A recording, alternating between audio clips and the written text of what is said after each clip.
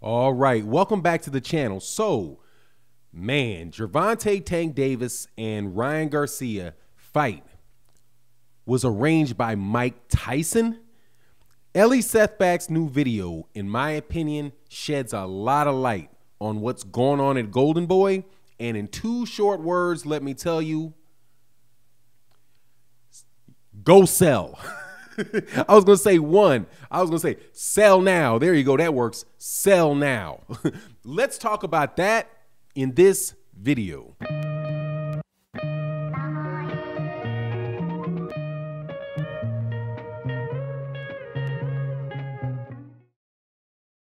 All right. Welcome back to the channel. So, woke up this morning. I wake up very early every morning. And the first thing that I do is I check the news on boxing because I'm a boxing fanatic. And I see that one of the biggest things trending last night or yesterday was an interview, but it was a video that was put up by Ellie Sethback on ES News. And it had Mike Tyson and Ryan Garcia in a room with some other people and Gervonta Tank Davis on the phone, and Mike Tyson saying, come on, man, you need to make this fight. Come on, Ryan, you need to make this fight. Man, let's make this fight. And they got it all on tape, right? Ellie Sethback puts it out. First thing that I think is Oscar De La Hoya has no clout. Oscar De La Hoya must be completely and absolutely like devoid of any respect in that organization whatsoever, because they are just blatantly running around this guy trying to make a fight that he doesn't want. Right? Oscar De La Hoya is the promoter of Goldenboy Promotions. He's the president of Goldenboy Promotions. Oscar De La Hoya is not dumb. Ryan Garcia is not going to win that fight. That's not a fight that he needs to be having at this stage in his career from a promoter standpoint. From a fan standpoint, make the fight. I want to see a good fight. I don't care. I'll still watch Ryan Garcia's next fight. But as far as, if you're trying to build somebody to be the super mega star, how they keep doing with everybody, and which basically winds up meaning that we don't get to see any good fights. Well, that's what they're trying to do, right? Well, that's what they would usually be trying to do. So when I see Bernard Hopkins saying, Ryan, you need to go straight to Tank. And then I see Mike Tyson standing around him and saying, hey, with Ryan Garcia right there, hey, man, hey, Tank, let's make this fight, right? And then you also hear that Haymon, through Ryan Garcia's manager, called him. I'm like, hold on, man, this is a whole lot of outside conversations hitting Ryan Garcia. and it doesn't seem like Oscar De La Hoya likes any of it. Now, at the same time, who's sitting ringside? Right next to Ryan Garcia, or watching Ryan Garcia coming in and out of the locker room. Canelo Alvarez, the guy that was all of Goldenboy, all of it. Like, I think, what was the rumor that came out? 90% of Oscar De La Hoya's revenue comes from Canelo Alvarez. So when you got Canelo Alvarez sitting there, you've got pretty much all of Goldenboy that left the door. Now, when you're talking to Haymon, you know who you're talking to? About 220 boxers that walked out of the door from Goldenboy Promotions. And if you are not familiar, understand that the media has been attacking Haymon for years just off that move alone. They do not like that man got over on, and I'm sorry, it's the only way I can describe it, that he and Floyd Mayweather Jr. got over on Oscar De La Hoya because Oscar De La Hoya wasn't taking care of his business. And he didn't know that the fighters that he thought he was signing to exclusive promotional deals weren't, that they were signed to exclusive managerial deals. He was just outthought. And it takes more than a few people to outthink you and pull something off that like that. So now that I hear that I see Mike Tyson pretty much doing to Oscar De La Hoya what happened with Bill Haney and Gary Russell Jr., or Devin Haney and Gary Russell Jr., all of that in the media type of negotiations that put so much pressure on everybody, they're out there doing that now on top of Oscar De La Hoya, who again said, I want this fight. This fight is going to happen how we say it's going to happen. Code words. Look, Oscar De La Hoya doesn't have a lot of money in that company. Can't. He doesn't have any real revenue producing stars. Doesn't. Canelo, gone. Ryan Garcia is not there yet. Virgil Ortiz, not there yet. But what are they doing? The word is that Maurice Hooker is going to be fighting Virgil Ortiz in a step-up fight for Virgil Ortiz.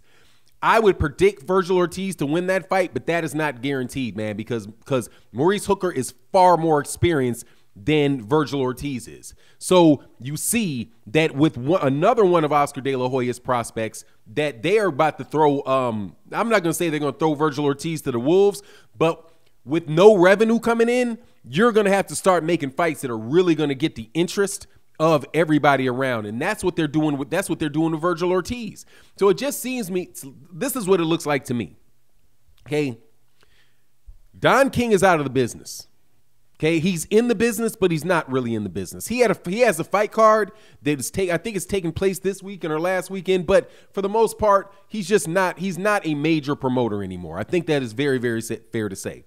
Do you know who else is not a major promoter anymore? Tex Rickard, because he died, right? Every promoter, just like any other thing, promoters and companies have life cycles. They start off, they get really big, and then they decline. Businesses do that. Human beings do that. Countries do that. It's just what it is.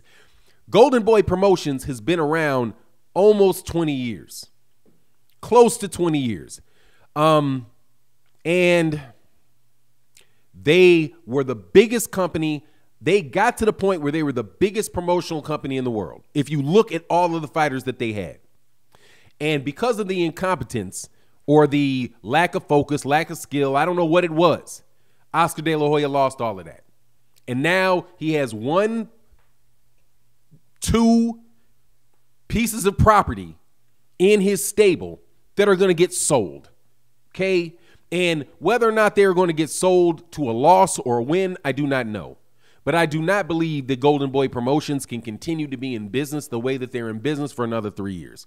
I'm not going to say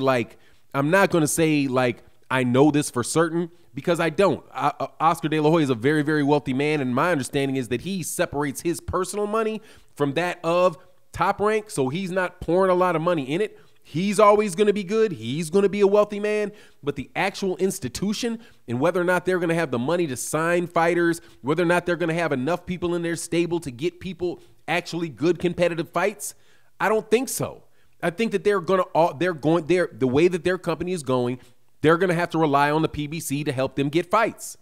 Similar to the way that Kathy Duva, who was the trainer of Kovalev, has to rely upon the Zone to get them network fights, because the networks are the ones paying the money now.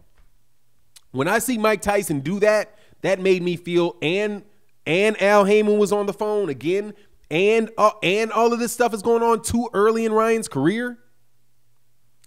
Y'all can think what you want. This is my opinion. I think the Top Rank, I think in 2025, what is this, 2021? In 2025, do not be surprised at all if Top Rank is not really a functioning, high-level promotional company. It very well may be. What I'm saying is don't be surprised if it's not. So if you use this in investment and speculation, right? Now, people, this is not boxing. This is conspiracy. No, it is not conspiracy. What this is an analysis of their current state of business.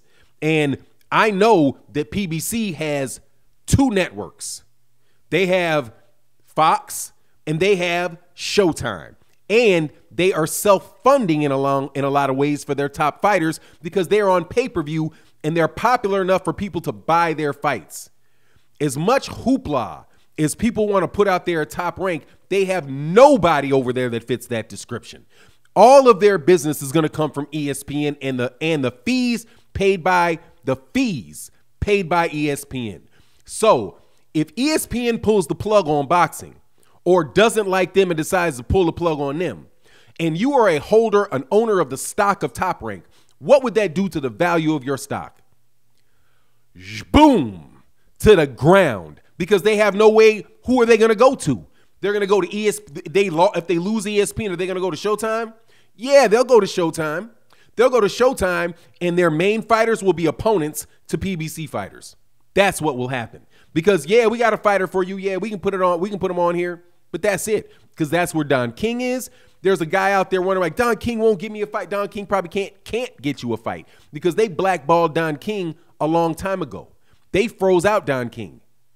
Right? Don King, there's no way Don King could not have grown that organization and kept going.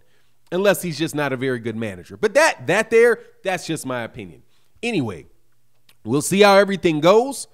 If this fight happens with Ryan Garcia, remember I said it. He's not ready for Tank. Okay, Mikey Garcia is telling him he's not ready for Tank. Everybody knows he's not ready for Tank. Right? Not off that Luke Campbell win where he got dropped. And that's not saying he's a bad fighter. It's just saying he's not ready. He doesn't look ready. So why would they be talking about putting him in? To grow Gervonta Davis. Remember this. Gervonta Davis's name, Floyd Mayweather's name, the Money Mayweather name, was made beating Oscar De La Hoya. Gervonta Tank Davis will beat Ryan Garcia. That will be his Oscar De La Hoya on a gigantic payday to knock him out and become the biggest star in boxing. And it looks like the perfect setup, dude. And I don't believe for nothing that Oscar De La Hoya wants to do this, man. And if it happens, it's going to happen because other people around Ryan Garcia pushed to make that fight happen. But that's my take on the matter. You let me know what you think. And with that, I'm out. Peace.